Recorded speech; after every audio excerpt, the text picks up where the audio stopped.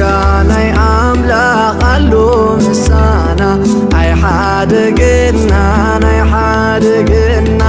ይባርኽና ዕለት ዕለት ያብየና ጸጋናይ አምላኽ አሉ ምሳና አይገድፍናን ይባርኽና ጸጋን ሰላምን ናይ ጎይታና ኢየሱስ ክርስቶስ ምስ መንፈስኩም ይኹን ተኻተልቲ ናይ ጸጋ ዘመን መጉበት ምሳኹም ዘለኹም ትልሙድ ሓውኹም ዲያቆን ዮናስ በእንተ አሰርቱ ደናገል ከም ፋሪ እግዚአብሔር አምላኽ አሰርቱ ደናገል ወይ ድማ እዘን 10 ደናገል መንየን ዝብል ሓሳብ አርእስቲ ሒዘ መፅለኹ ክሳዕ መወዳእታ ከተከታተሉ ነዚ ቪድዮ ወይ ድማ ነዚ ትምህርቲ ድማ ላይክ ብምግባር ክትጅምሮ ብትሕትና ይምሕፀን ኣብ ወንጌልና ብምሳሌ ዝተጠቕሳ 10 ደናግል ኣለዋ ኣብ ወንጌል ማቴዎስ ምዕራፍ 25 ካብ ፈቅዲ 1 ክሳብ 13 ማለት እዩ እዘን 10 ደናግል እዚአን መንየን እዩ ምናልባት ዘመንና ሙሉእ ከም ዝዓበናሉ መጽሐፍ ቅዱስ ከነጽንዕ ቁርብ ኣብ ጀመርናሉ ጊዜ እውን ገለገለ ኣመንቲ ንኣመንቲ ነዚ ሕጂ ዘሎ ኣማኒ ነዚ ናይ ክርስቶስ ኣካል ዝውክላ ከም ዝኾና ብጣዕሚ ምሁራን ኢና ዝብሉ ቴዎሎጂያዋን ኢና ዝብሉ ድማ እዚ ትምህርቲ እዚ ንቤተ ክርስቲያን ዝውክል ከም ዝኾነ ዝምሁሮ መምህራን ብዙሓት እዮም እዘን 10 ደናገል መንየን ንመንየን ከዝውክላ ሪኦም ኣለኹም መጽሐፍ ቅዱስ ከነጽንዕ ከለና ልብ በለለይ መጽሐፍ ቅዱስ ከነጽንዕ ከለና ኣብዚ መጽሐፍ እውን እኳ እዚ ካብ ማቴዎስ ክሳብ ራእየ ዮሐንስ ዘሎ እንመሃረሉ መጽሐፍ ኣሎ እንምረሓሉ መጽሐፍ ድማ ኣሎ እንታይ ኢለ እንመሃረሉ መጽሐፍ ኣሎ እንምረሓሉ መጽሐፍ ኣሎ እንመሃረሉ መጽሐፍቲ ማለት እንምረሓሉ ኣይኮኑን ወኩሉ ዘተጽሕፈ ለተግሳጸ ዚኣነ ተጽሕፈ ከም ዝበለ ጳውሎስ ኣብ ሮሜ ኮነ ኣብ ቆሮንቶስ ኩሉ ዝተጽሓፈ ንተግሳጽና ንምእራምና ከም ዝተጽሓፈ ዝነገረና ኣሎ ስለዚ ካብ መጽሐፍ ቅዱስ እንመሃረሎም ኣለው እንምረሓሎም ድማ ኣለው እንመሃረሎም መጽሐፍቲ ዝበሃሉ ናይ መንግስት ወንጌል ኢልና ንጽውዖም እንምረሓሎም መጽሐፍቲ ዝበሃሉ ድማ ናይ ጸጋ ወንጌል ኢልና ንጽውዖም ስለዚ እዞም ለማዓንቲ ዘርኤኩም 10 ደናግል ካፍቲ እንመሃረሉ ቦታ እንዘለዋ ካብ ናይ መንግስት ወንጌል ናይ መንግስት ወንጌል ማለት ኣብ ናይ ኢየሱስ ክርስቶስ መንነት ተኮር ዝገበረ እዩ ኢየሱስ ክርስቶስ መን ከም ዝኾነ እቶም ዝቅበልዎ ህዝብ ድማ ኣብ ናቱ መንነት ኣሚኖም በቲ ዝኣመንዎ ስም ድማ ናይ ዘለዓለም ህይወት ንኽረኽቡ ስለዚ ተኮሩ ኣብ ናይ ኢየሱስ ክርስቶስ መንነት እዩ መን ይብልዎ ሰብ ለወልደ እጓለ እመሕያው ሰባት ንወዲ ሰብ መን ይብልዎ ከም ዝብል ስለዚ ናይ ጸጋ ወንጌል ድማ ኣብ ናትካ መንነት ተኮር እዩ ናይ ጸጋ ወንጌል ዝበሃልካ ኣብ ናተይ መንነት ተኮር እዩ ኣነ ብክርስቶስ መን እየ ኣነ ብክርስቶስ እንታይ ኮይነ ኣነ ብክርስቶስ እንታይ ረኺበ ኣነ ብክርስቶስ እንታይ ተሰሪሐ ዝብሉ እዮም ስለዚ ለማዓንቲ ኣብ ማቴዎስ ወንጌል ምዕራፍ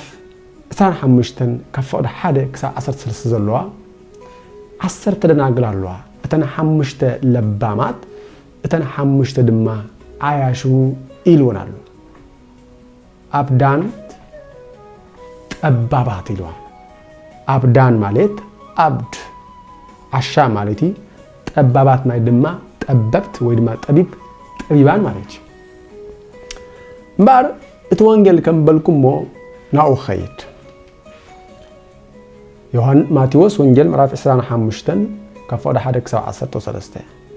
ሽዑ መንግስተ ሰማያት መብራህተን ሒዘን መርዓዊ ክቕበላ ዝወፃ 10 ደናግል ትመስል ካብኣተን እተን 5 ዓያሹ እተን 5 ከዓ ለባማት ነበራ እተን ዓያሹ ቀቀንደለን ወሲደን ዘይቲ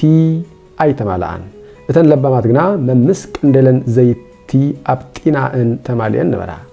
መርዓዊ ምስ ደንጎየ ድማ ኩለን ተታኺሰን ደቀሳ ፍርቅ ለይቲ ምስ ኮነ እንሆ መርዓዊ ክትቅበሉ ውፁ ዝብል ዋዕዋዕታን ዕልልታን ኮነ ሽዑ ኩለን እተን ደናግል ተንሲአን ቀቀንደለን ኣሰናድኣ እተን ዓያሹ ነተን ለባማት መና መብራህትና ክጠፍኣና ኢለን እሞ ካብ ዘይቲ ክንግዳ ሃባና በልአን እተን ለባማት ግና ናብቶም ዝሻየጥ ደኣ ከድክን ንርእስኽን ተሻያጣ እምበር ንዓናን ንኣኻትክንን ዝኣክል የብላን ኢለን መለሳለን ከዕድጋ ምስከዳ እቲ መርዓዊ መፀ እተን ተዳልየን ፀናሓ ድማ ምስኡ ናብ መርዓዊ ኣተዋ ማዕጾ ድማ ተዓጽወ ድሓር እተን ዝተረፋ ደናግል መፂአን ኦ ጎይታ ርሕወና ኮታ በላ ንሱ ግና ብሓቂ ኣይፈልጠክንን የብለክን ኣለኹ ኢሉ መለሰለን እምበኣርሲ እቲ ወዲ ሰብ ዝመፃሉ መዓልትን ሰዓትን ኣይትፈልጡን ኢኹሞ ንቁሑ ይላል ኣስተውዕል እዚ ምስላ እዩ ምስላ 10 ደናግል ኢሉ ንመንግስተ ሰማያት ጎይታ ኢየሱስ ክርስቶስ ብ10 ደናግል መሲሉ ኣብ ክልተ ኢሞኢልዎን ናብ መንግስተ ሰማያት ዝኣትውን ዘይኣትውን ማለት እቶም ዝኣትው በተን ለባማት እቶም ዘይኣቱ ድማ በተን ዓያሹ ክልቲኦም ግን ዝኣመኑ እዮም ስለዚ እዚ ቃል እዚ ንመን ዝምልከት ንዝብል ሕቶ ኣበያ ኣለኻ ብዘየገድስ ነገሩ ግን ብክርስቶስ ኢየሱስ ዝኣመንካ እዚ ቃል ዝናኣኻ ኣይምልከትን ግን አንተ ወይ እንታይ ለካ ነይረ እንመሃረሉ መጽሐፍ አሎ እንምራሐሉ መጽሐፍ አሎ ክትመሃረሉ ትኽእል ኢኻ ናብ ፍልጠት ሓቂ ክንመጽሓሉ መጽሐፍ ቅዱስ ናይ መጽሐፍ ቅዱስ ሓሳብ ክንርድአሉ ናይ እግዚአብሔር አምላኽና ሓሳብ ክንርድአሉ ክንመሃሮ ንኽእል ኢና ኣይንምራሐሉና ግን ስለዚ እዚ ቃል እዚ ከም ዝበልኩ ኣበያ ኣለኻ ብዘየገድስ ኣብ ኦርቶዶክስ ሃልዮም ዝጋደሉ ዝጽዕሩ ኢየሱስ ክርስቶስ መድኃኒ ከም ዝኾኑ ዝኣመኑ ብዙሓት ሰባት ኣለዉ ኣብ ካቶሊክ ከምኡ ኣብ እስላም ከምኡ ኣብ ፕሮቴስታንት ከምኡ በቲ ኮይኑ እዚ ቃል እዚ ነቶም ብክርስቶስ ኢየሱስ ዝኣመኑ ሰባት ኣይምልከትን እዩ እዚ ቃል እዚ ዝምልከት ንእስራኤላውያን ስለ እስራኤላውያን ዝዛረብ ዘሎ ጎይታ ኢየሱስ ክርስቶስ ኣብዚ ቦታ እዚ ንኣማኒ ኣይትረኽቦን ኢኻ ኣብያ ኣለና ሰበኽቲ ብዘየገድስ እዚ ንኣመንቲ ከም ዶክትሪን ጌርና ክንሰብከሎም ኣይግባእን እዩ ኣረጋጊፅናን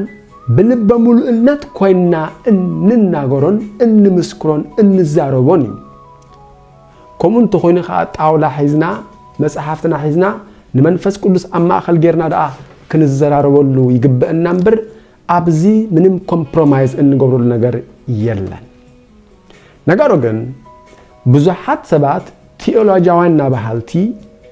ኤሎኩዌንት ናባሃልቲ በጣም ምሁራት ኢና ንመጽሐፍ ቅዱስ ኣገላብጥና እንፈልጥና ባሃልቲ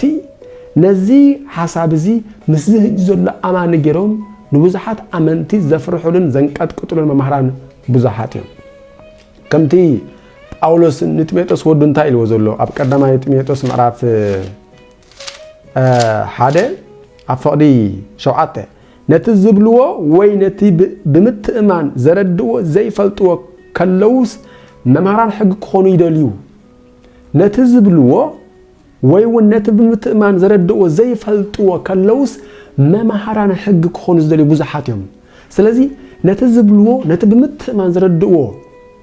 እንታይ ከም ዝኾነ ዘይፈልጡ ግን መምህራን ኢና ዝበሃሉ ብዙሓት እዮም ስለዚ መምህራንና ኢሎም ብዙሓት ሰባት ድማ ዝሰምዖም እዚ ትምህርቲ እዚ ነዚ ሕጂ ዘሎ ክርስቲያን እዩ ዝምልከት ኢሎም ዝተምሩ ሰባት ብዙሓት እዮም ነገሩ ግን ኢየሱስ ክርስቶስ እዚ ትምህርቲ እዚ ንቤተ ክርስቲያን ዘይኮነ ንእስራኤል ዘስተምራ ዘሎ ኣብዚ ዘለው ንኢየሱስ ክርስቶስ አሚኖም ግን ከአክሳዕ መወዳእታ ዘይተጸበዩን ክሳዕ መወዳእታ ዘይነቁሑን አመንቲኡ ድዛረቦም ዘሎ ንመን ንኢየሱስ ክርስቶስ ንዝኣመኑ ሰባት ሪኦም ኣለኹም ቃሉ ብዝግባእ አይሓለውን እንታይ ኢሉዎም እምበኣርሲ እትወዲ ሰብ ዝመጻሉ መዓልትን ሰዓትን ኣይትፈልጡን ኢኹም ንቁሑ ምሳሌ ገር ተዛሪቦም እተን 5 ደቂ ሰነንያ ስለዚ ንስኻትኩም ግን ንቁሑ ኣብ ማቴዎስ ምዕራፍ 24 ፈቅዲ 42 ውን እምበኣርሲ ጎይታኹም በይነት መዓልቲ ከም ዝመጻ ኣይትፈልጡን ኢኹም ንቁሑ ኢሉሎ ስለዚ ምሳሌ ስለተዛረበ ክንነቁሑ ይዝነግሮም ዘሎ ነቶም ዝኣመኑ እምበኣር ልብ በለለይ ኢየሱስ ክርስቶስ ከም መሲሕ ምስተኣመነ ኣብ እስራኤላውያን ንኢየሱስ ክርስቶስ ንሱ እትመሲሕ ከም ዝኾነ ምስ ኣመንዎ ካብ ኣመንዎ ድማ እቲ ካብ ኣፉ ዝወፀ ቃል ክሕልዎ ናይ ግድን እዩ ምክንያቱ ኣቐዲሙ ብትንቢት ተነጊሩሉ ኣሎ ሓደ ትንቢት ዘዳግም ምዕራፍ 18 ከፍረ 18 ጀሚርኩም ተመልከቱ ነብየ ኣነስ ሎሙ እምኣሃዊሆሙ ዘከማከ ካብ ማእከሎም ነቢይ ከተንሳኣሎም እየ ቃለይ ድማ ክህበአ ንሱ ድማ ከምቲ ዝኣዘዝክዎ ገይሩ ክነግሮም እዩ ነቲ ብስመይ ዝዛረብ ነቢይ ዘይትሰምዕ ነፍሲ ኣነ ክቁጣዕ ወይ ድማ ወእት በቀል እምኒሁ ኣነ ክብቀለ ኢሉሎ ስለዚ ንሙሴ ኢኹም ዝሎ ዘሎ እግዚአብሔር እዚ ኣብ ክልተ ሰባት ተፈጺሙ እዩ ፈለማ ኣብ ኢያሱ መጽሐፈ ኢያሱ ምዕራፍ 1 ከፍር 17 ተመልከቱ ኢያሱ እግዚአብሔር እንታይ ከም ዘልም ተናገሮም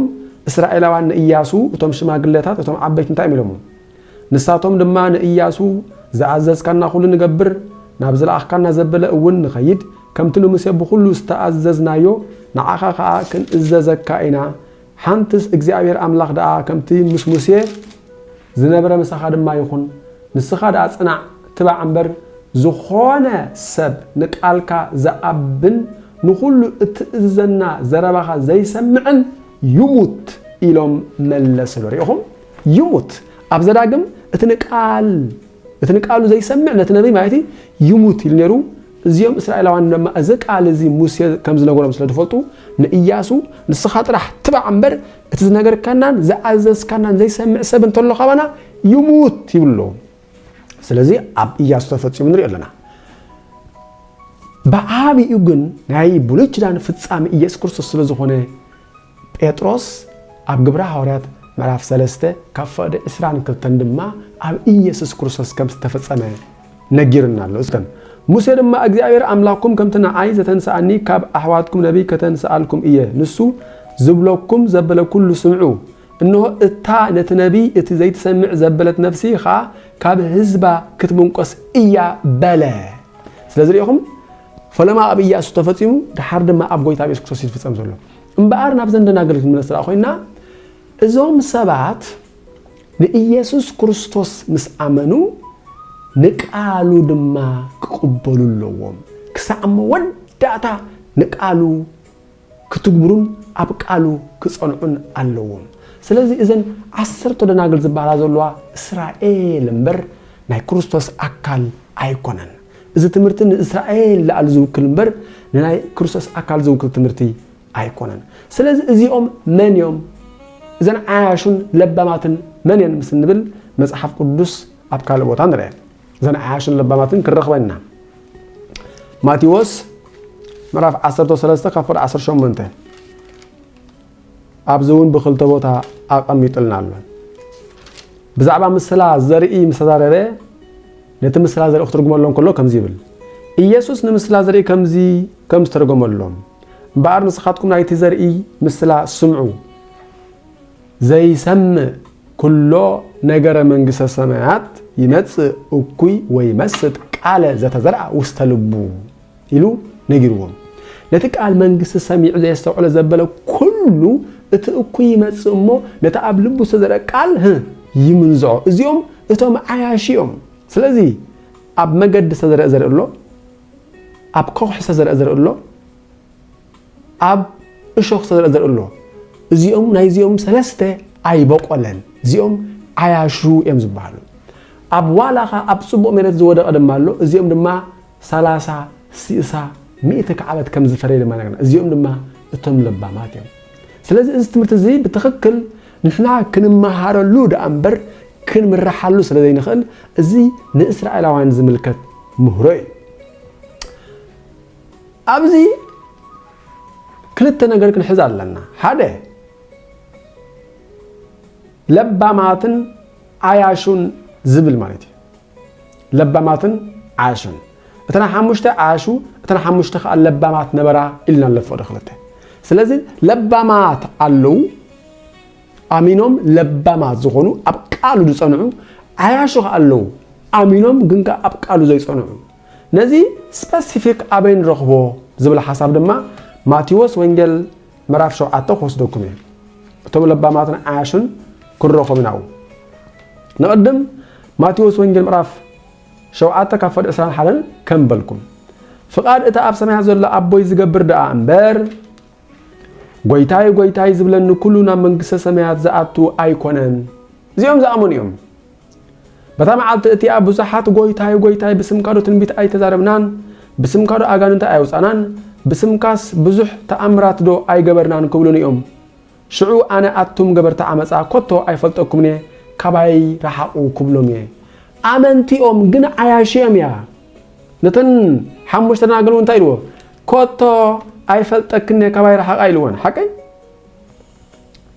ድሓር እተን ዝተረፋ ደናግል መፅየን ኦ ጎይታ አርሕወና ኮታ በላ ንሱ ግና ብሓቂ አይፈልጠክኔ ብለክን ኣለኹ ኢሉ መለሰለን ነዚኦም ድማ አቱም ገበርታ አመፃ ኮታ አይፈልጠኩምኔ ካባይ ረሓቁ ሪኦም አሚኖም የሚን ጎይታ ግን ከዓያሽዮም አይጸንዑን ብርሃን ዝተባሃለ ፍቅሪ ዝተባሃለ ብብዙሕ ትርጉመውሎ አቦታት ስራሕ እዩ ወይ ድማ ፍቅሪ ይኻኢሎም ኣሎ ፍቅሪ ድማ ፍረ መንፈስ ቅዱስ ኢሉ ኣብ ገላታ ነገርናሎ ስለዚህ ፍረ አይተረኽቦምን እዚኦም ሰባት እዚኣቶም ፍረ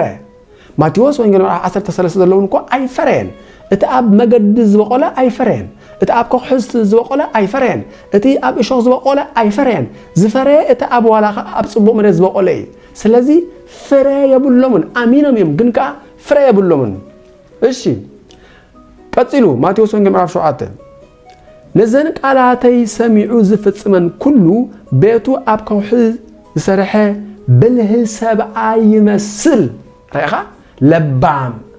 ተሓሙሽ ለባማትን ተሓሙሽ ዓያሽን ስለዚህ ለባም ማለት እዚ ብልህ ማለት ለባም ማለት ዝናም ዘነመ ወሓይዝ ወሓዙ ነፋሳቱን ነፈሱ ነቲበት ደፍዎ ኣብ ከውሒ ስለስተመስረተ ድማ አይወደቀን ቀጥሉ ነዘን ቃላተይ ሰሚዑ ዘይፍጽመን ኩሉ ከዓ ቤቱ ኣብ ሕፃ ዝሰርሐ ዓሻ ሰብኣይ ይመስል ይኹም ተንደናግል ኣብ ክልተ ይከፍልዎን ዓሻን ዓያሹን ለባማትን ይሉ ኣብዚ ድማ ዓሻ ሰብኣይ ኣሎ ለባም ሰብኣይ ኣሎ እዚ ናይ መንግስት ወንጌል ይዝባሃል ናይ መንግስት ወንጌል ወይ ድማ እትቃል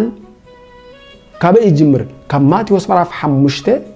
ክሳብ ማቴዎስ ምዕራፍ 8 ወይ ድማ ማቴዎስ ምዕራፍ 7 መወዳእታ ዘሎ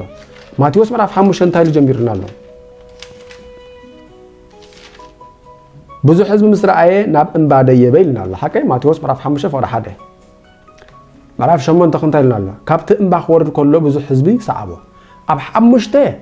ናብቲ እንባ ከም ዝደየበ ነገርና ኣሎ ኣብ 8 ድማ ካብቲ እንባ ከም ዝወረደ ስለዚህ ማቴዎስ 5 6 7 ቃል እዩ ችዳን ዝእቶ ብቃልን ብደምን እዩ ቀዳማይ ችዳን ኣበይ ማእትዮም ኣብ ዘጻት 14 ኣብ ዘጻት 14 ድማ ቃልን ደምን ይነሩ ሕጂ ድማ ኢየሱስ ክርስቶስ ሓድሽ ክዳን ኣተወሎም ስለዝኾኑ እስራኤላውያን በመጀመርታ ቃል ነገሮም ኣሎ ደም ድማ ክህቦም ማለት እዩ ኣብ መስቀል ስለዚህ ነዘን ቃለይ ሰሚዑ ዝፍጽመ ዘይፍጽመን ዓሻ ሰብኣይ እዩ ነዘን ቃለይ ሰሚዑ ዝፍጽመን ድማ ለባም ሰብኣይ እዩ ኢልና ለማይ ስለዚህ እዘን አያሹን ለባማትን استبهلا ደናግል ስለ አመንት እስራኤል ወይድማ በክርስቶስ ኢየሱስ ዘአመኑ እስራኤል ምሳሌ ኤማይቲ ምክንያቱ አመጽሐፍ አብ ማቴዎስ ምዕራፍ 10 አብ ማቴዎስ ምዕራፍ 14 እትክሳ መወዳታ ዝዕገስ ክድህን ይዝብል